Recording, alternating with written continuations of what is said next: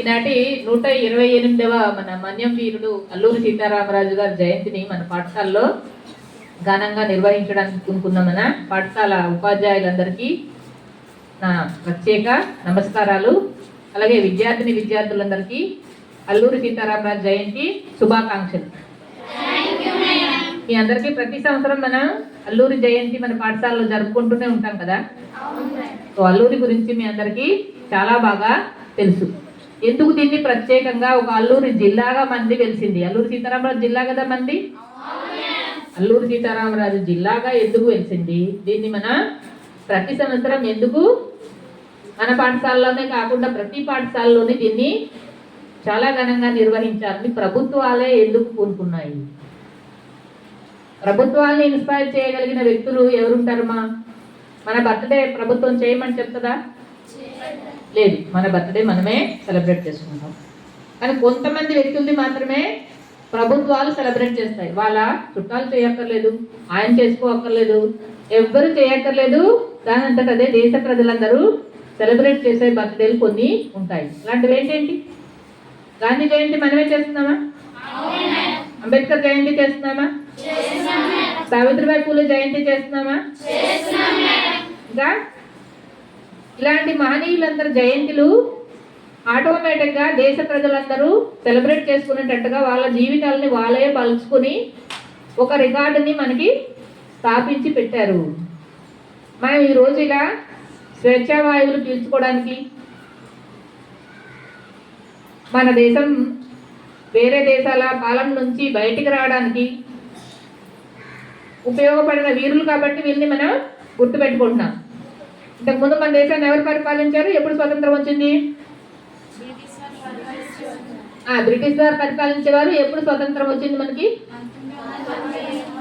Very good, 1947 సంవత్సరంలో మనకి స్వతంత్రం వచ్చింది. అంటే స్వతంత్రం రాకుండా ముందు బ్రిటిష్ వాళ్ళు మన దేశాన్ని పరిపాలించేవారు. మనమందరం వాళ్ళ దగ్గర బానిసలుగా బతికే వాళ్ళమి. ఆ బానిస సంఖ్యలు మామూలుగా ఎవరు వదిలేసి వెళ్ళిపోరు కదా. ఒకళ్ళు ఎవరైనా దొంగ చొరబడ్డాడు, ఇంట్లో సామాన్లన్నీ పట్టుకెళ్ళిపోకుండా వదిలేసి వెళ్ళిపోతాడా? ఎప్పుడు వెళ్తాడు? ఎవరైనా ఇంట్లో బలమైన వ్యక్తులు ఉండి వాడితో పోరాడి వాడికి కిందకొట్టేస్తే తప్ప వాడు వెళ్ళాడు కదా. అలాగా వాళ్ళు చాలా బలమైన సైన్యం, బ్రిటిష్ సైన్యం చాలా బలమైన సైన్యం. వాళ్ళ దగ్గర పిరంగులు, తుపాకులు, అంటే ఇక్కడ నుంచి మనిషి ఎక్కడో ఉంటే షూట్ చేయగలిగే టెక్నాలజీ ఉంది. కానీ మన భారతదేశానికి అప్పట్లో ఎలాంటి యుద్ధాలు ఉండేవి? కత్తులు, బల్లాలు, శూలాలు. అవి పక్కనే మనిషి ఉంటే బలంగా ఉంటే వాడిని పొడవడానికి ఉపయోగపడతాయి తప్ప ఎక్కడో ఉన్న వ్యక్తిని మనం చంపలేము. అంటే మనకన్నా శత్రువు చాలా బలమైన వాడు. అలాంటి బలమైన శత్రువుని జయించాలి అంటే మనకి ఏమేమి ఉండాలి? వాళ్ళని జయించగలిగే టెక్నాలజీ ఉండాలి, ధైర్యం ఉండాలి, సైన్యం ఉండాలి. అలాంటి సైన్యం మన భారతదేశంలో అప్పట్లో లేరు, అందరూ భయస్థులు. అలాంటిది ఇంకా మన గిరిజన ప్రాంతంలో ఇంకా భయస్థులు. గిరిజనుడు అంటే అమాయకుడు, భయస్థుడు అని అర్థం. ఎవరికైనా చూసి భయపడిపోయి లోపలికి వెళ్ళిపోయి కూర్చుంటారు. అలాంటి వ్యక్తుల దగ్గర కూడా విప్లవ అగ్నిని రగిలించి వాళ్ళందరూ బ్రిటిష్ పోరాటంలో భాగస్వాములు అయ్యేలాగా సైన్యాన్ని కూడగట్టుకుని వాళ్ళ పిరంగులు, వాళ్ళ తుపాకులనే దొంగతనం చేసి వాళ్ళకే కాల్ చేసేలాగా అయ్యాడు. కాబట్టి మన మన్యానికి వీరుడు అవ్వగలిగాడు. అందుకని అతన్ని మన్యం వీరుడు అల్లూరి సీతారామరాజు అని అన్నారు. మన గుండెల్లో మన్యం వీరుడుగానే ఉన్నాడు. వందే మాతరం అనే పాట వచ్చినప్పుడల్లా మన అల్లూరి సీతారామరాజు గారిని గుర్తు చేసుకుంటూ ఉంటాము. ఇలాంటి వ్యక్తుల జన్మదినాలు జరుపుకోవడం చాలా శుభప్రదం, మనందరికీ స్ఫూర్తిదాయకం. అవి మన లైఫ్లో మనం తీసుకోవాల్సిన విషయాలు. అప్పట్లో పరాయి పాలనలో ఉన్న దేశాన్ని రక్షించడానికి ఈ వీరులు పోరాటం చేస్తే ఇప్పుడు మీలాంటి వీరులందరూ దేనికోసం పోరాటం చేయాలి? దేశం అయితే మనదే కదా ఇప్పుడు. సో దేనికోసం, ఏ సమాజంలో ఏది అవసరమో దాన్ని పోరాటం చేసి తీసుకొచ్చే వ్యక్తులే దేశ చరిత్రలో నిలిచిపోతూ ఉంటారు.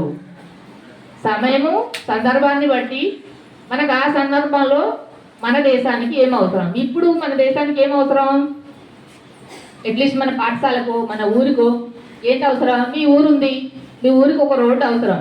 రోడ్డు కావాలంటే మీరందరూ ఏం చేయగలగాలి? ఎవరితో పోరాటం చేయగలగాలి? అంటే మనం చదువుకున్న వ్యక్తులందరినీ ఎడ్యుకేట్ చేయగలగాలి, ఇన్ఫ్లుయెన్స్ చేయగలగాలి. ఒకవేళ చదువు పెంచుకొని మనం ఉద్యోగాలు తెచ్చుకొని ఆ ఉద్యోగాన్ని మన ఊరికి ఉపయోగపడేటట్టుగా వినియోగించగలగాలి.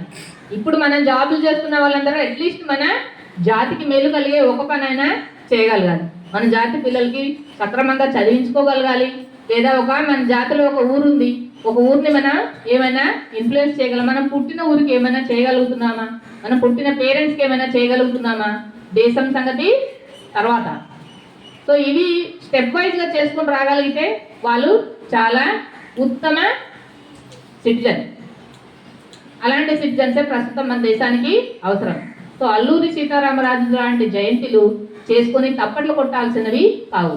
వాళ్ళ వీరత్వాన్ని, శూరత్వాన్ని మనం ఆపాదించుకొని మన చదువుల్లోని, మన ఆటల్లోని, మన పనితనంలోని, మన ఉద్యోగాల్లోని ఇంక్లూడ్ చేసుకొని మనం కూడా వాళ్ళలాగా కొంత కాకపోతే కొంత అయినా పనిచేసి మన కర్మభూమి లేకపోతే మన జన్మభూమి యొక్క రుణం తీర్చుకోవాలి. మీరందరూ కూడా అలా అల్లూరి సీతారామరాజు లాంటి వీరులుగా తయారవుతారని మిమ్మల్ని ఆశిస్తూ నేను సెలవు తీసుకుంటున్నాను.